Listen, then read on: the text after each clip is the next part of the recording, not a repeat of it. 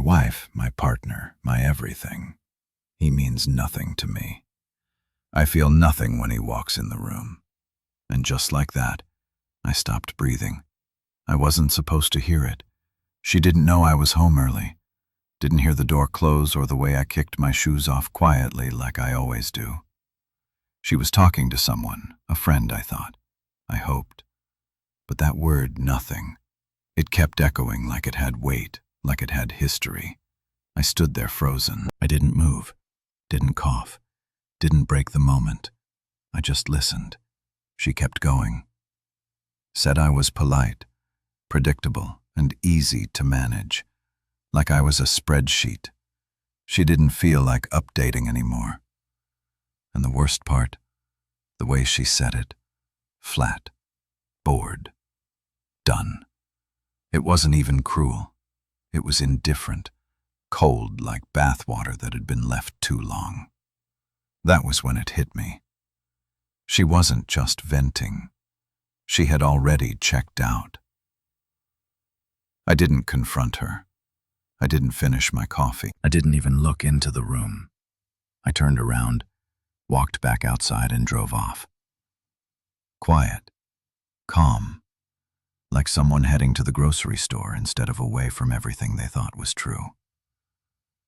I didn't slam doors, didn't call her a liar, didn't demand answers. I vanished. No texts, no goodbye, no trace. And here's the part that'll make you blink. What happened after that wasn't what you think. No revenge, no affair of my own, not even a dramatic confrontation. It was something far stranger, because the person who ended up reaching out to me wasn't her. It wasn't even someone I knew. And that person told me something that made everything I'd heard, everything I thought I knew, seem like just the first crack in a wall that was about to crumble. Stick around, because this story, it gets unreal fast. I didn't sleep the night I left. I don't even think I blinked. I just sat in my car, parked in a grocery store lot 3 towns over, watching the sunrise press through the fog like it had something to prove. My phone buzzed with unread messages from Brooke. Nothing dramatic, just routine stuff. Did you pick up the dry cleaning? And where did you go? As if I had just stepped out to grab milk. Not a single text hinted she knew what I'd heard, that I'd stood behind that hallway wall like a ghost and listened to her rip the soul out of our marriage with a voice so calm it chilled me. Around 8 a.m. I finally started driving. No destination, no plan. I wasn't trying to escape her. I was trying to escape knowing that I had loved a woman who felt nothing when I walked into a room. Knowing that every little thing I did, the Sunday pancakes, the forehead kisses before work, the playlists I made for our road trips had landed flat. Eventually, I ended up back near the neighborhood. I wasn't planning to go home, just orbit it like something might make sense if I saw it from the outside. I parked 3 houses down and just watched. It was quiet still. My mailbox flag was up.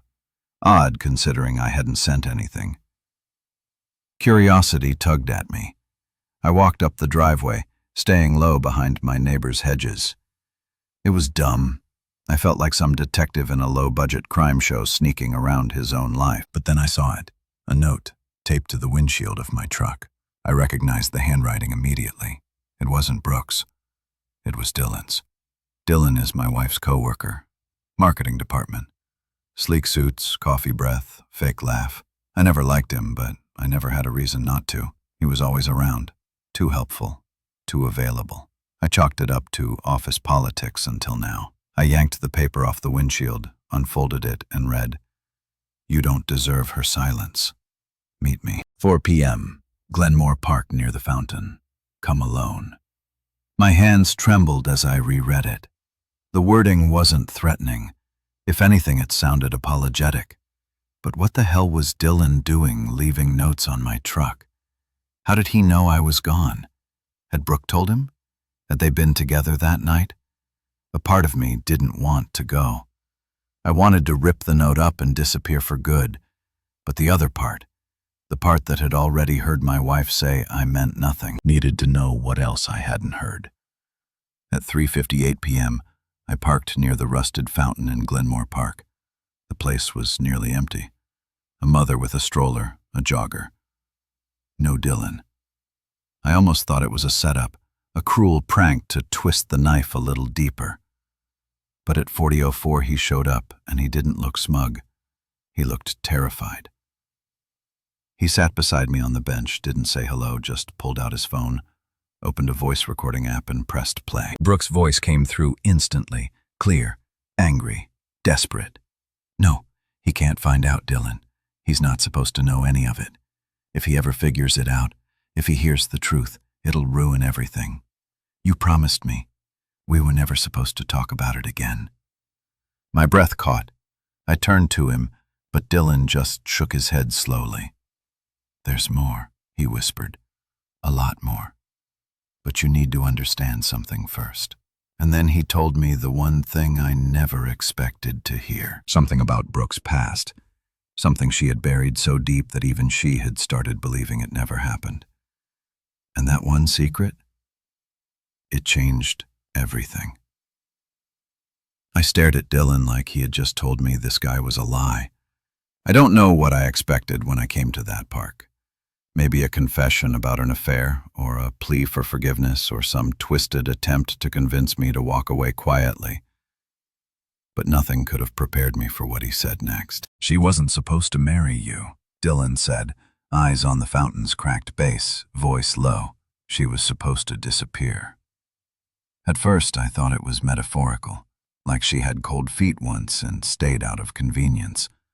But he wasn't speaking in metaphors. He meant literally disappear.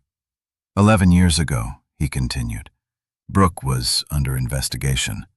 Minor fraud, but enough to put her in real trouble. She was using a different name back then. Rachel Boone. She vanished right before the charges hit.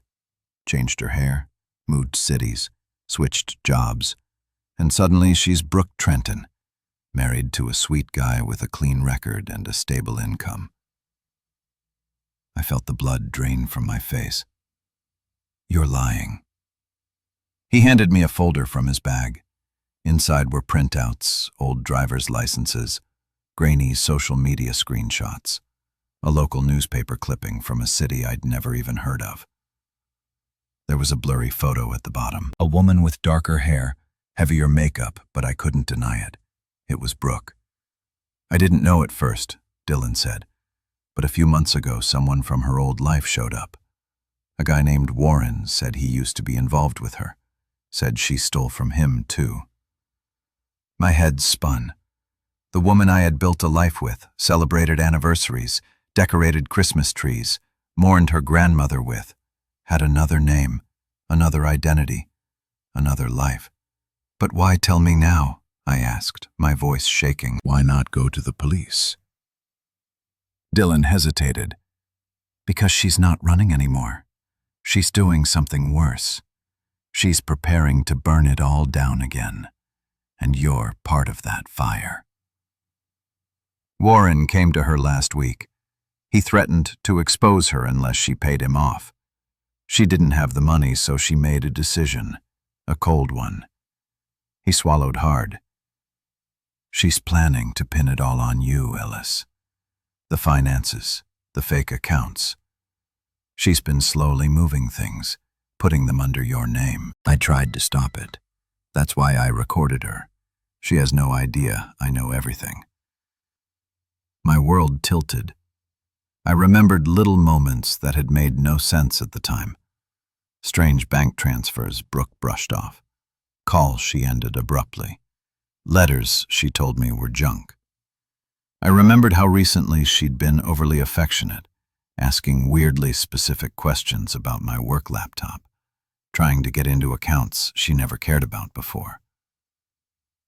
It was never about love fizzling out. It was about timing, about convenience, about setting me up to be the fall guy while she vanished again into the fog, just like she'd done before. I felt like I was watching someone else's life crumble, like none of it could possibly be real. "Why are you helping me?" I asked. Dylan looked genuinely ashamed.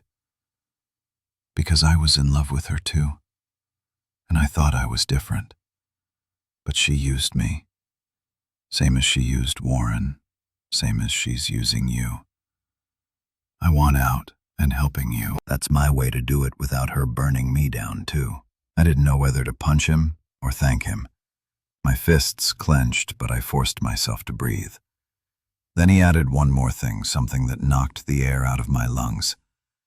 "She's leaving town next Friday, disappearing again. She already bought the ticket, one-way flight, new name. And guess what? She used her credit card." Every part of me wanted to believe he was lying, but deep down I already knew he wasn't. Brooke had been one step ahead of me since the beginning, and now I was standing on the edge of a trap she'd spent years perfecting. The trap with my name on every piece of evidence. I walked away from Dylan without another word, the folder pressed to my chest like a bomb. I didn't know how to defuse. My legs felt weak, my lungs tight, my world fake. But if Brooke thought I was going to crumble quietly like some naive idiot, she didn't know me as well as she thought. No one was going to burn my life down without getting scorched in return. Not this time. By the time I got back to my car, the folder Dylan gave me was damp with sweat from my hands. I just sat there, windows rolled up, heart pounding against my ribs like it was trying to claw its way out. The woman I married, the woman who used to sleep tangled up in my arms, was alive from the moment we met. A well-dressed ghost with a stolen past and a map straight to my destruction. The longer I sat, the more the fog of denial burned off. My mind started connecting dots I hadn't even realized were part of the same picture. Like how she insisted we use my social security number for the second mortgage even though her credit was better. Or how she always handled the taxes but wouldn't let me near the paperwork. How last month she snapped at me for logging into our joint bank account saying she had it covered. She'd been building this for years, laying the bricks while smiling at me over breakfast. I drove back to the motel, not home, never again, and spread everything across the bed. Printouts, screenshots, notes from Dylan, timestamps. I opened my laptop and started digging deeper. My hands were shaking so badly I kept typing passwords wrong, but eventually I got into our shared financial records. And that's when the truth slapped me straight across the face. There were new accounts, credit cards opened in my name, bank transfers to an offshore fund labeled with initials I didn't recognize, a fake loan application I never signed, insurance policies that didn't exist before this year, life insurance, accident coverage, long-term disability, all taken out with me as the insured, and her as the sole beneficiary. My own name had become a weapon she was sharpening behind my back. It wasn't just betrayal. It was a calculated annihilation. She wasn't trying to leave me. She was trying to bury me. And the worst part, I would have never known if Dylan hadn't cracked. If I hadn't overheard her say I meant nothing, I would have been blindsided when the audit hit, or the IRS came knocking. Or worse, if something accidental happened to me. I sat there in that motel room for hours, flipping through every page like it was a crime scene. Because it was one. The crime was slow, silent, and surgical, and I had been the target the whole time. At some point I realized I was crying, not sobbing, not breaking down, just leaking like the inside of me had sprung a leak I couldn't fix. I didn't know if I was mourning the loss of my marriage, or the realization that maybe she never really existed at all. That night I couldn't sleep. I laid on my side, staring at the motel curtains, thinking about the little details that now made my skin crawl. How she always double-locked the home office when I wasn't around. How she never let me meet certain friends. How she'd once joked, "You'd be lost without me." And I had laughed like it was a compliment. But now I wasn't laughing. I was plotting. The next morning I made 3 calls. One to an old college friend who worked in cyber forensics, another to a former co-torker who'd been through a brutal divorce and knew every shady legal move in the book, and the third to someone I hadn't spoken to in over a decade. My brother Ian. He picked up on the second ring and just said, "Ellis," in that cautious way, "you talked to a ghost." I hadn't seen him since our father's funeral. We drifted apart, different cities, different lives. But I didn't have the luxury of pride anymore. "I need your help," I told him, "and I can't explain it all over the phone. But if I don't do something soon, Brooke's going to ruin everything." He didn't hesitate. "Where are you?" "GW Motel, room 12. I'll be there in 3 hours." When I hung up, I felt something strange. Not hope, not yet, but the faintest crack of light in the ceiling of the coffin she'd built for me. I still didn't know what the end of this looked like, but I wasn't going to sit around waiting to be destroyed. She'd built a story where I was the fool, the placeholder, the paper trail. Now, it was time I rewrote the ending.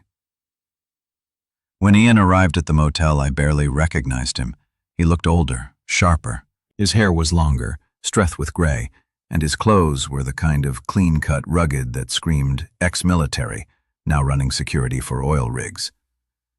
He walked into the room, took one look at the pile of documents I had spread across the bed and said, "So, we're either burning someone's life down or bailing you out of prison. Which is it?" I didn't even smile. Maybe both. He sat down without another word, picked up the folder Dylan gave me, and started reading. He didn't ask questions right away, just read, flipped pages, made mental notes. When he finally looked up at me, he had that familiar look he used to get when he was about to do something dangerous, but smart. "Ellis," he said, "you've been living in a web someone else spun for a long time. And the spider's not just watching. She's ready to bite." He understood everything faster than I did. My brother always had a brutal way of simplifying chaos. After an hour, he closed the folder and said, "You have about a week, maybe less. If what Dylan told you is true and this evidence lines up with what I'm seeing, she's getting ready to vanish again, and she's going to leave you holding the bag." "She bought a plane ticket," I said quietly, "with my credit card. Then we move now." We spent the next 6 hours setting up what Ian called the perimeter. He pulled out his laptop and encrypted a private drive, helped me back up all the files I'd found, created a paper trail of her digital moves. And then, this part chilled me, showed me how to download copies of our home security cam footage without Brooke ever knowing. "She's smart," he warned, "but not invincible. If she's been sloppy, there'll be gaps. And if we find them, we flip this entire story." By evening, Ian made a plan. It wasn't revenge. It was insurance. His goal wasn't to destroy Brooke, not yet, but to stop her from pulling the trigger on whatever scheme she was building. That night, we drove back to my house. Not to confront her, that would come later, but to get access to something critical. My old desktop tower in the garage. The one I hadn't touched since switching to my work laptop. Brooke never touched it. She probably thought it was obsolete, but I had a habit of backing up financial stuff there. Tax returns, scanned receipts, all of it. We needed it. We waited until midnight. The house was dark. My heart raced as I parked 3 blocks down and cut through the neighbors' yards. Ian was behind me, silent, all muscle and muscle memory. We reached the back fence, hopped it like we used to as kids, and slipped into the garage through the side door. I knew she never locked. The tower was still there, dusty but humming. I grabbed it carefully, slid it into Ian's duffel bag, and we left without leaving a trace. The whole thing took 10 minutes. Back at the motel, Ian booted it up and started combing through folders. And then jackpot. a folder Brooke had labeled taxes_archive. Except when Ian opened it, we found far more than W-2s. There were fake documents, alternate addresses, a scanned driver's license with a different name, the same face, and something else. A draft of a letter, written as if from me. It was formatted like a confession, one I had supposedly written. It detailed how I had committed financial fraud behind Brooke's back, how she had been a victim of my schemes, how she had discovered it too late and was cooperating with authorities. Ian leaned back, blew out of breath. She was going to send this. My throat tightened. She was going to let me take the fall. She still might. We stared at the screen in silence. And then Ian asked the question I hadn't let myself ask. What do you want to do, Ellis? I didn't have an answer right away. My gut screamed for justice. My heart wanted answers, and some broken part of me still wanted her to walk through the door, drop to her knees, and beg me to believe it wasn't real. But I knew better. I want her to see me, I said finally.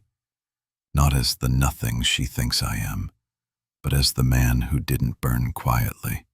I want her to watch it all fall apart around her piece by piece. Ian gave a slow nod. Then we're not going to the cops yet. We're going to her boss. What? You said she used her job to move money.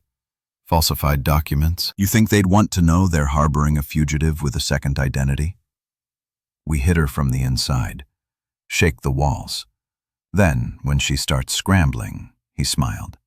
We're waiting. And just like that, the match was lit. The next morning felt like the calm before a storm. We were quietly engineering from inside its eye. Ian and I worked in silence, our laptops humming beside half-eaten takeout and empty coffee cups. The motel room reek of adrenaline and stale air, but we didn't notice. We were too deep in the mechanics of sabotage. Ian had created a detailed dossier, timelines, financial movements, identity discrepancies, even the scan of the fake confession Brooke had drafted using my name. The real challenge wasn't just proving her deception, it was timing. We couldn't trigger her too soon or she'd vanish before we saw the full scope.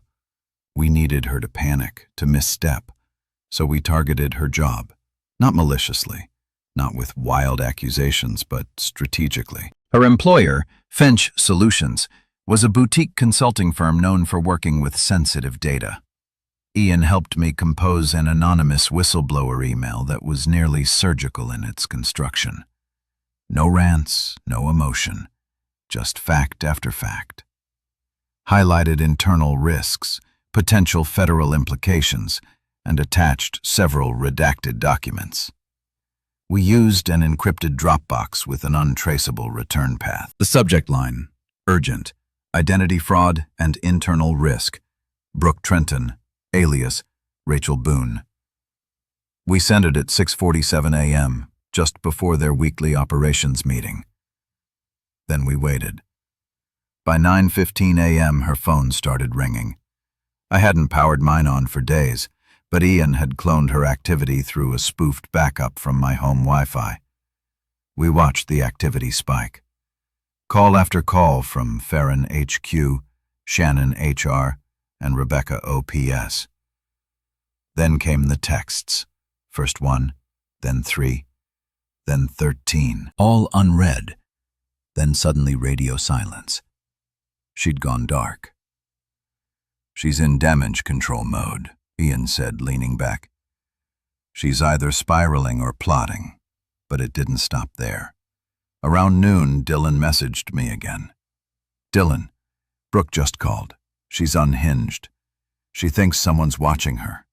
Did you do something? I didn't reply, but I could feel it. We'd hit the hornet's nest by 3 p.m. I got an anonymous email from Fentech. Short, formal, emotionless. Thank you for your submission. The concerns raised are currently under internal review. You will not be contacted further. Perfect. It meant they were taking it seriously. That night, Ian and I ordered cheap pizza and said almost nothing. The silence was thick but not heavy. It was the silence of two people watching dominoes tremble before the fall. Then, around midnight, something happened that neither of us expected. My motel room door rattled. A knock. Soft at first, then louder, then again. I froze. Ian didn't move, but his hand instinctively slid beneath his hoodie where I knew he'd stashed his legal concealed carry. Another knock. I crept to the peephole, and my breath caught in my throat. It was Brooke, hair messy, eyes wide, sweater pulled tightly around her. No makeup, no mask, just her, real, raw, almost broken. I didn't know what to do. My heart thudded in my chest like it was trying to warn me. Ian stood and mouthed, "Don't open it." But something inside me, curiosity, masochism, unfinished grief, moved my hand to the knob. I opened the door. She looked me in the eye, and for the first time in what felt like years, her voice cracked. "Ellis, I need to talk. Please, it's not what you think." The gall, the audacity. She was still playing the long game, but I was done being her pawn. I stepped aside without saying a word and let her in. She sat on the edge of the bed, took a shaky breath, and said something I'll never forget. "I never meant to hurt you. But if you knew what I've been hiding, if you really knew, you might understand why I did all of this." Ian stood in the corner, arms crossed, saying nothing. A shadow of judgment she couldn't see. And then Brooke, with tears in her eyes and desperation in her voice, said a name. A name I hadn't heard since childhood. A name that didn't belong in this story. "Do you remember Marcy Pinfield?" And suddenly everything changed, because Marcy Pinfield wasn't someone Brooke had ever met. She was my secret, my buried past. And somehow Brooke knew. The moment she said that name, Marcy Pinfield, my stomach twisted like someone had yanked a cord inside me. That name didn't belong in Brooke's mouth. It belonged to a chapter I'd closed years before I ever met her. A part of me I buried so deep I sometimes questioned whether it had even happened. And yet there she was, eyes red and wild, whispering it like a threat wrapped in regret. "You knew Marcy?" I asked, barely able to speak. Brooke shook her head. "Not directly, but I knew what happened. I've known since before we ever met." I was silent, paralyzed, as she pulled her phone from her bag, tapped a few times, and handed it to me. On the screen was a photo, a scan page from what looked like a journal or notebook. And then I saw it. My name, my handwriting, my words, a journal entry from when I was 17. It was from a notebook I had thrown away nearly 2 decades ago, the summer after Marcy disappeared from our town. She was the girl who vanished in high school without warning, the one the cops never found, the one I blamed myself for not helping when she needed it most. She was abused by her stepfather. She'd told me that in a whisper behind the bleachers once, and I didn't do enough. I was scared. I kept her secret. Then she was gone. And that journal, it held everything I remembered, but never told anyone. My guilt, my theories, my regrets. That notebook was the closest I'd ever come to confessing the truth. That I might have been able to stop what happened to her if I hadn't stayed silent. "Where did you get this?" I choked out. Brooke looked at me like she was unraveling. "My sister," she said, her voice cracking. "Marcy was my half-sister, Alice." The world tilted. She never told anyone about me. Different dads, We weren't close back then, but after she disappeared, I obsessed over her case. Years later, I tracked down that notebook in an estate sale. It was bundled in a box of books from an old librarian who cleaned out student lockers for decades. I found your name, found your story, and I hated you. She rubbed her face like the weight of all of it was too much. I thought you let her die. I thought you were just another quiet coward who turned his back. So I found you, got close, told myself I was just keeping an eye on you. Then I convinced myself it was just revenge. But then, I don't know. Somewhere along the way it got blurry and messy and real. I wanted to scream. I wanted to run. But mostly I wanted to erase the last 10 minutes of my life. I stood in a motel room listening to my wife confess that our entire marriage had started as an undercover mission, that she'd inserted herself into my life because of a 17-year-old secret I had buried in a trash bin behind a high school gym. Everything between us, I said slowly, was built on that. Brooke shook her head violently. It started that way, but it didn't stay that way. I swear, Ellis, the fraud, the fake accounts, I wasn't going to hurt you. It was to protect me. Warren came back. He knew about Marcy, too. He had copies of your journal. He was going to expose everything. You, me, the firm, my past. I panicked. I started moving money, building an exit plan. Not to leave you, but to disappear before he destroyed us both. I didn't know what to believe anymore. Her story was tangled in truth and madness, soaked in grief and lies. Was she a grieving sister who'd gotten in too deep, or a master manipulator weaving the most elaborate justification I'd ever heard? I've spent years hating you, she whispered. And the worst part is, I don't think I do anymore. Somewhere along the way, Ellis, I stopped seeing the journal and started seeing you. I stared at her for a long time. Ian finally spoke from the corner, his voice hard and flat. Then why'd you say he meant nothing to you? Brooke blinked at him, stunned. What? You said it out loud to someone else. He means nothing to me. We didn't need the journal to find that. Brooke, he heard it. I heard it. So, what's the excuse for that one? She went pale. I didn't know he was home. That's not an answer, Ian saidly. Brooke looked at me, eyes welling up. Because I didn't want to admit what I felt. Because I was scared of how real it became. Because if I loved you, then I was betraying her. And I didn't know how to live with that.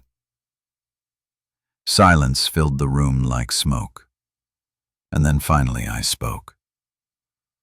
I don't care what your reasons were, Brooke. What you did to me, the manipulation, the gaslighting, the layers of secrets, none of that is love. You built a prison for us both and called it marriage. She stood slowly, wiping her eyes. Then what are you going to do? I took a breath and looked her dead in the eye. I'm going to tell my story now, the whole thing, and you can either stand beside the truth or you can run from it again. For once, she didn't have a response, and that silence told me everything I needed to know. In the weeks that followed Brooke's confession, everything felt like it was happening on a different planet, like I was floating outside my own life, watching pieces shift and fall into place. But for the first time in years, I wasn't just surviving someone else's narrative. I was writing my own. Ian stayed with me through the storm. With his help, we handed over everything, the fake accounts, the altered documents, the scanned confession draft, and even Brooke's recorded conversation with Dylan to a lawyer he trusted, someone who had experience dealing with white-collar fraud and identity tampering. I expected the worst, a dragged-out legal war, Brooke disappearing again, or the system failing like it had for Marcy. But something strange happened. Brooke didn't run. She stayed. I don't know if it was guilt or exhaustion or maybe deep down her way of facing the damage she'd done. She agreed to testify against Warren in exchange for partial immunity, and her employer cooperated with the authorities after confirming parts of the story we submitted.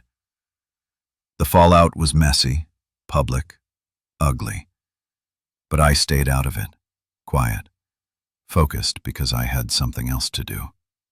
I told the truth, not to destroy her, but to finally release myself. I gave my statement, shared what I had buried about Marcy, and allowed the facts to speak.